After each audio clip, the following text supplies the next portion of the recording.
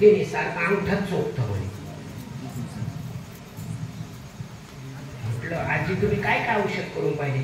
की म्हणजे आम्ही त्याला अगरबत्तीचा चटका देऊन पाहिला तरी बोट चोखीत, त्याला कडुलिंबाचा पाला बांधून पाहिला तरी बोट चोख, कोरपड लावून पाहिले तरी बोट चोखीत, चिरगुट बांधून पाहिले तरीच बोट चोखीत. म्हटलं एक करतो मी, जर औषध दिलं ते आयुष्यात बोट चोखणार नाही, पण औषध जरा कडू आहे. ते म्हणले किती कडू असू दे त्याच. म्हणलं मग 2 मीटर कापड घेऊन या. म्हटलं 2 मीटर कापड आणलं. म्हणजे औषध द्या. म्हणलं सकाळी या. म्हातारी सकाळी आली, नातवाला घेऊन आली. म्हणलं आजी औषध तयार आहे, पण तुमच्या देखत येणार नाही. ते म्हणजे का? म्हणलं जास्त कडू औषध आहे, तुमच्या देखत पोरगं घेणार नाही, सांगून टाकेल. ते म्हणले मी काय करू? म्हणजे तुम्ही आमच्या वाड्यात जावा.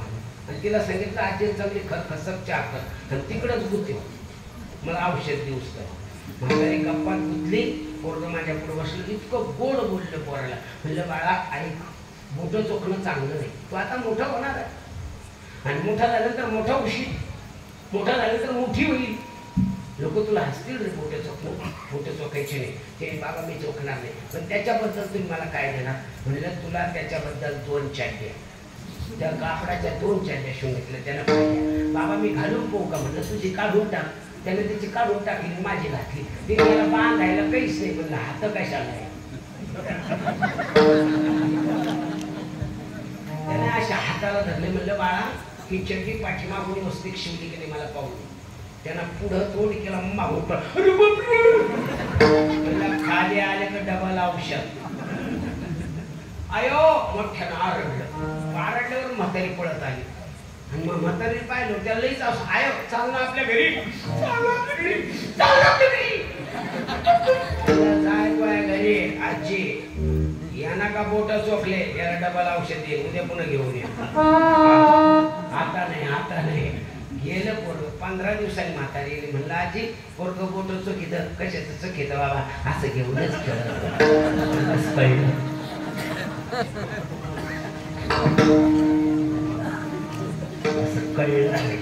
म्हणून महाराज म्हणतात मला, पण काय कळलं? त्रिविध तापाचे झाले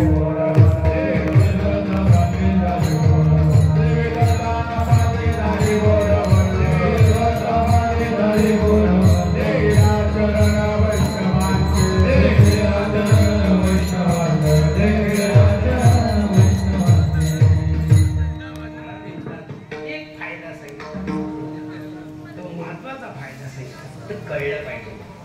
आपल्याला काही नाही मानलं तुम्ही घाबरू नका. कळलं पाहिजे की नाही? कळलं पाहिजे. एकाला सकाळी सकाळी संभाजीनगरला जायचं आणि जायचं असल्यामुळे त्याने कपडे घातले, पण त्याची गुंडी तुटली. म्हणून तो त्याच्या पत्नीला म्हणे एवढी गुंडी लावणार. त्याने माझ्याकडे टाईम नाही. ते मी तुला काय सांगू, गुंडी लाव. तिने किती कपडे इस्त्री करून ठेवलेले, एवढ्या शर्टापाशी आलं का दुसरा शर्ट घाल. तिने मी तुला काय सांगू राहिलो, गुंडी लाव. तिनं त्याच्याकडे पाहिलं, त्यानं बी तिच्याकडे पाहिलं. तिचे 3ही फ्यूज आले. तिला माहित होतं दीपित का जीव पडला बांबूच घेऊन जाते. तिनं चटकन जीव पडूनच द्यायला नाही. 3ही फ्यूज आले. चटकन काम सांगून तिनं सुईद्वारा घेतला, बसली गुंड्याला. मग गपचिप लावा ना. आणि बाया नसतात कोणी गुंड्या लावल्या असत्या, पण आणि बाया नसतात कोणी गुंड्या लावल्या असत्या. ते गप बैस बघा, ते खरं तेच ना. आणि बाया नसतात कोणी गुंड्या लावल्या असत्या. ते बयास नसतात कोणी कपडे घातले असते.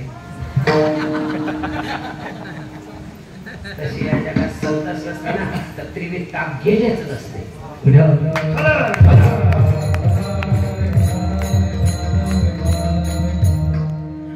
कळलं पाहिजे म्हणून अनुभव आहे जाती.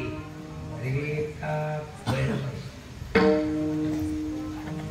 आमच्या दोघांना बायकोचे भांडणं झाले. 2 हप्ते मला बोलत नव्हती. मी होऊन बोललो तरी बोलत नव्हती. 2 हप्ते माझ्यावाली सक्की. काय होऊन बोललो तरी बोलत नव्हती. पण तिला काय माहिती मी कितीच आहे ते.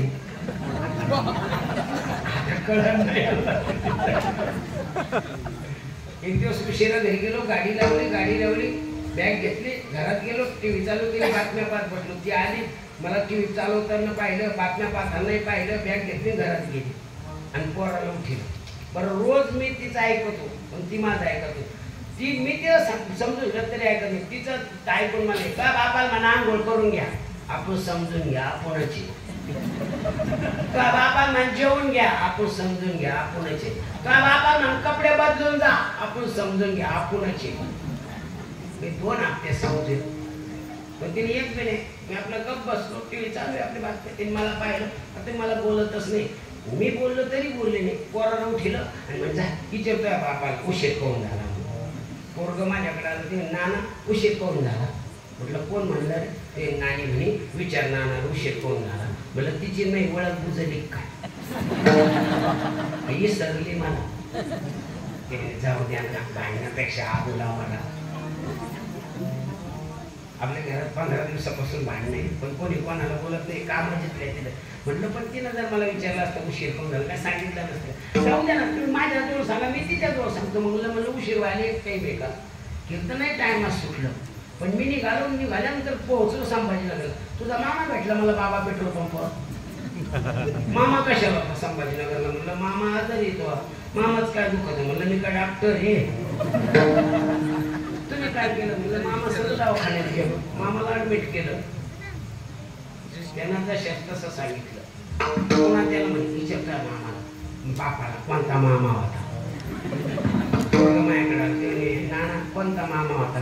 उंदे मामा, मोगस मामा, 3 मामा आहे हो, पण हे सगळ्याला आहे. तिघापैकी त्याला 3 भाऊ आहे ना. म्हणजे कोणता मामा आहे? म्हणलं तुला काय गरज आहे? ज्याला गरज आहे ते मला विचारावं. ते जाऊ द्या ना, भांडणापेक्षा बोला. म्हणलं मरण पण सांगणार नाही, तो निघून जाणे. निघून गेलं. आता तुम्ही सांगा किती राग आला असं. माझ्याकडून असे दाना गेले, भाना आली. म्हणलं किती बी मग उठलं ना, शांत बसा. माशा आणायला गेलो तसं बडबड जे चालू केली कवर लोक करीन, कधीतरी थांबा लागलो. जे बडबड चालू केली झाली शांत. गॅस जेवून म्हणलं द्यावा आडून आली मुलीला.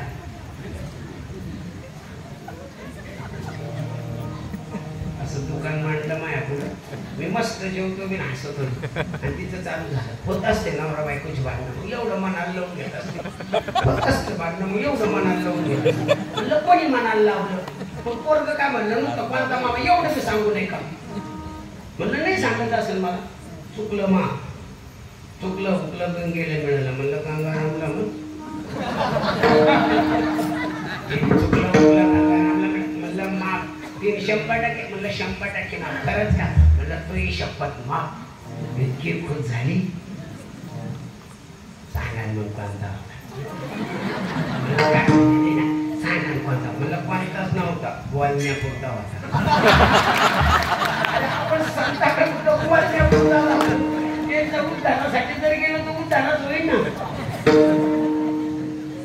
अरे उद्धारासाठी जा आणि ते उद्धार करणार आहे. म्हणून तू कोण अनुभव सांगतात. त्रिविध तापाची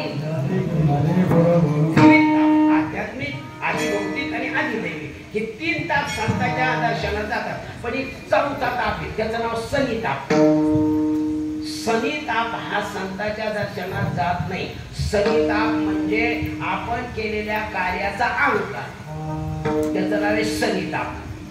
इतका बेकार आहे मला शनिताप. एखाद्याला कष्टानं कमीलेलं असलं ना, त्या म्हातारपणाला दमच निघत नाही. तो सारखा बोलत होतो, म्या कमीलं म्या कमवलं.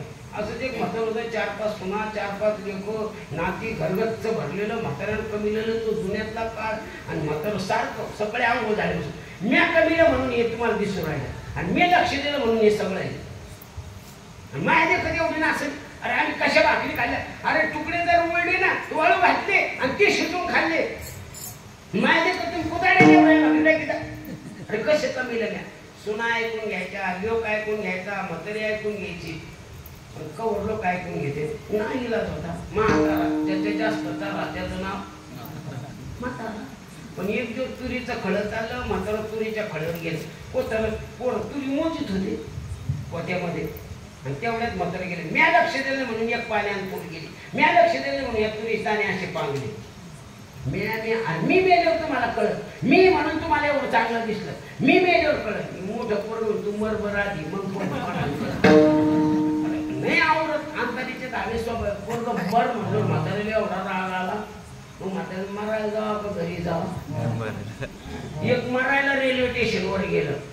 त्या कॅमेऱ्यात चेक झालं, तिथं गाठ गेलं आणि त्याला उचलून फेकलं. त्याचं गठोडं फेकलं, ते मला फेकलं मग गठोडं कोण फेकलं. ते काय गठोड्यात ते भाकर आणि भाजी. कशाला आणली भाकर भाजी? ते गाडी उशीर आली मग उपशी मरून कळलं पाहिजे. एक म्हातारी रात्री बॅटरी घेऊन गेली. तिने मला म्हणे का कुठं चालली? ते चालले जीव द्यायला. किती रात झाली? मस्त मरती रात झाली. बॅटरी केव्हा चालली? आणि इथं काट असले देवाच्या बसून घ्यायचं.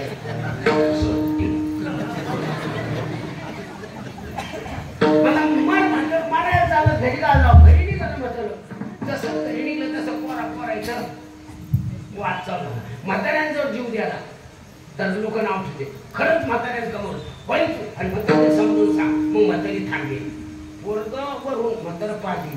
पोरग घरी गेलं तो लोक म्हातारी नाताला भात खोवायचं. ते जवळ येऊन बसलं माईच्या. माय म्हणतो काऊन आला रे? काऊन नाही? झाल्यात तुरी मोजायच्या. आणि म्हातारा आला होता तिकडं. काय झालं? तू काही म्हणला का? काही नाही, त्यांनीच चालू केलं. मग मी म्हणलो मर. भात वाटते तू आजीबाला. तू त्याला मर म्हणला. त्याला मर म्हणला त्याला. अरे तू इतका बेकार आहे, कशी वागली असं नाही मला माहिती. अरे इतका बेकार आहे अशी माय मिळली. त्यांनी मला 8 दिवस नाही राहून गेलं. कधी दिवाळी पाठ टायमाला नाही, कधी शिमगा टायमाला नाही. अरे एवढा जाऊन दे. मी तर सगळं तेल कुकू लावायला गेले माय माग हिंडत होता. आणि तू त्याला मर म्हणला. त्याला मर म्हणला. तेवढ्यात म्हातारा पाहिलं. जाय निघून. पोरग निघून गेलं. म्हाताऱ्यानं धोतर घेतलं निघून. म्हातारी म्हणजे कुठं चालले? चाललो जीव द्याला. काय झालं? पोरग मला मर म्हणलं. तरी मी म्हणले आमच्या माझ्याजवळ गप करून बसलं. लाज वाटत त्याच्या जीवाला. म्हाताऱ्यानं कसं कमीलं मला आणि म्हाताऱ्यालाच माहिती. एवढं कमवून ठेवलं. तुम्हाला एक पोरग नव्हतं मर म्हणलं. एवढा राग येतो. रागा दिवसातून 50 बाऱ्या मर म्हणते. कोणाला सांगू? तुमच्या रागामुळे गडी तुम्ही म्हणते जीव द्या. मला बी यायचं जीव द्या. पोरग म्हणलं. मग उद्या आज तुम्हाला म्हणलं, उद्या मला म्हणा. म्हातारे गप्प झालं. म्हातारी मग तुम्हाला कळतं का आपले पोरं आपल्याला नाही भांडणार का? लोकांना भांडते का? आपल्या सुना आपल्याला नाही शिवाय देतात का? लोकांना शिवाय देतात का? आईच्या मांडीवर लेकरू आगलं म्हणून काय मग आईनं मांडी कापली का? मी तरी कुठं काय म्हणतो मग करच्या याला म्हणते सलिता. तिथं आला तिथंच गेला. फक्त देवा शरीराची पीडा भौतिक, भूताची पीडा भौतिक, देवाची पीडा देव. नामदेव निळोबारायांचा सुंदर शरीराची पीडा हरी कृपे त्याचा नाद झाला. तसं जातो मा. तुकोबरायांच्या जीवनामधला एक पॉईंट असा आहे. शोभा कासार नावाचा वारकरी होऊन गेला. तुकोबरायांच्या सानिध्यामध्ये. तो बापाच्या होता महाराजांचा. पण त्याचा व्यवसाय होता बांगडी विकणं. त्यांनी सकाळी एकदा कीर्तनून आला. रात्री आंघोळ झाली. थोडंफार खाल्लं की डोक्यावर बांगड्याचं कटोड घेतलं. बांगडी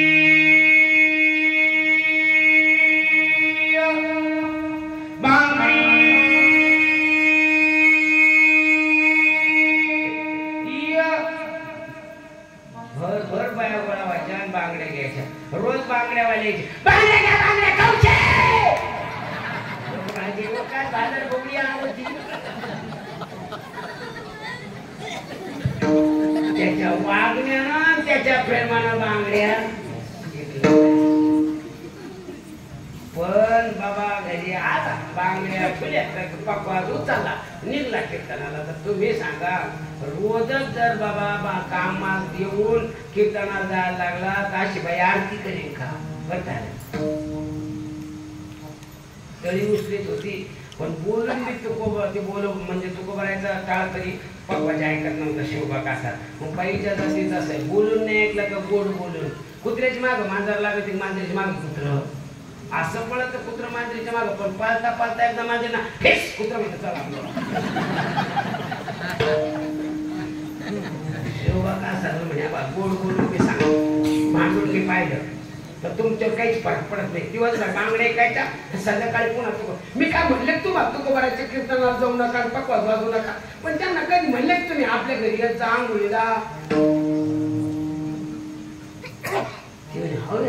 येते म्हणलं. आता तो का नाही म्हणला, घरी तर नाही उठली तुझी आमदारीचे झाले बेकार बाई राहते काही असे.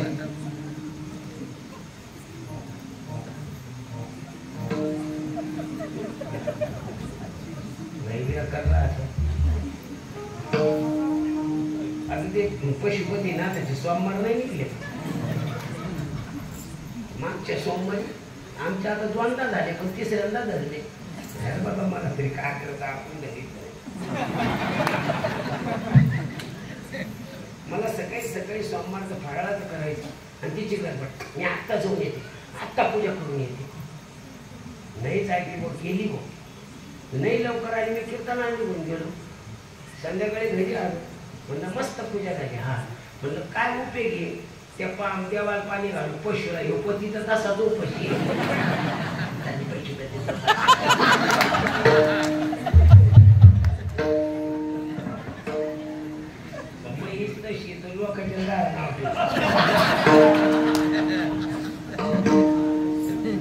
मोठं निघलं तर नंबर सांगतो 9822535667 विचारा. तेव्हापासून स्वामाला धरती पण अगोदर महाआधी करून दे.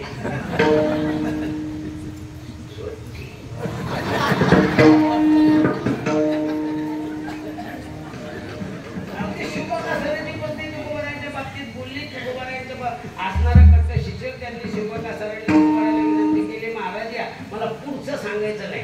तिने उकळतं पाणी टाकलं आणि तिच्या अंगाला सगळी फोडं झाली कितीतरी. पण कोणाच्या आशीर्वादाने गेली जाती कितीतरी ताप. नुसते तापच जात नाही पाप ताप दैन्य झालं.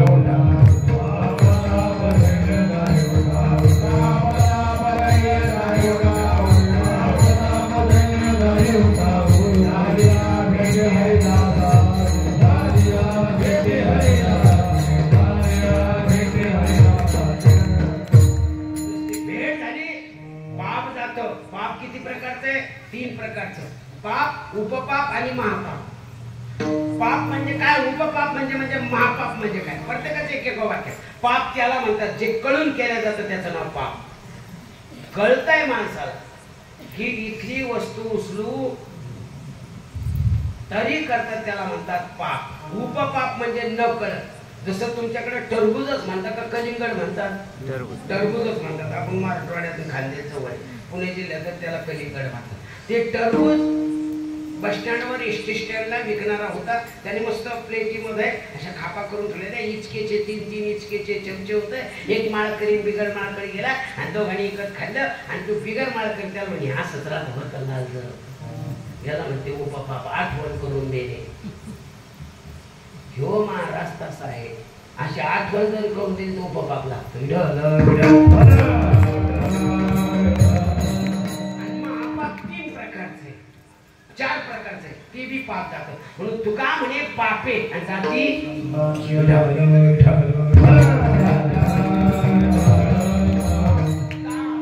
ताप बी जातात दैन्य बी जातं. आता आमच्या लक्षात आलंय, सुंदर असं लक्षात आलंय. ताप जातात, सरी ताप नाही जात. फक्त विश्रांती महाराज म्हणतात विश्रांती पावलो